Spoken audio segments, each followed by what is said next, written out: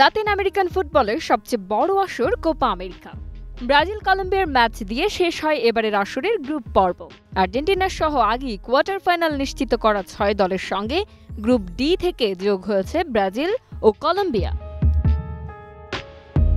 শেষ ৮-এর লড়াই শুরু বাংলাদেশ সময় ৫ জুলাই সকাল ৭টায়। নকআউটের প্রথম ম্যাচে মাঠে নামবে ওয়ার্ল্ড কাপ ও কোপা আমেরিকার ডিফেন্ডিং চ্যাম্পিয়ন আর্জেন্টিনা, প্রতিপক্ষ ইকুয়েডর।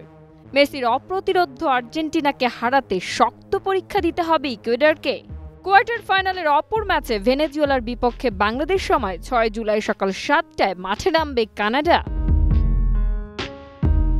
গ্রুপ পর্বের শেষ ম্যাচে ব্রাজিলের সঙ্গে ড্র করে ডি গ্রুপের শীর্ষে কলম্বিয়া। কোয়ার্টার ফাইনালে তাদের প্রতিপক্ষ পানামা। বাংলাদেশ সময় ৭ জুলাই ভোর ৪টায় শুরু হবে ম্যাচটি। গ্রুপ রানার্স আপ হয়ে কঠিন প্রতিপক্ষ পেয়েছে কোপার ৯ বারের চ্যাম্পিয়ন ব্রাজিল। বাংলাদেশ সময় ৭ জুলাই সকাল ৭টায় সেলেসাওদের প্রতিপক্ষ সি গ্রুপ টপার রেকর্ড ১৫ বারের কোপা চ্যাম্পিয়ন উরুগুয়ে। কোয়ার্টারে ইকুয়েডরকে হারালে সেমিতে আলবিসেলেস্তেদের প্রতিপক্ষ ভেনেজুয়েলা নয়তো কানাডা। অন্যদিকে উরুগুয়েকে হারালে সেমিতে সেলেসাওদের সামনে পড়বে কলম্বিয়া অথবা পানামা।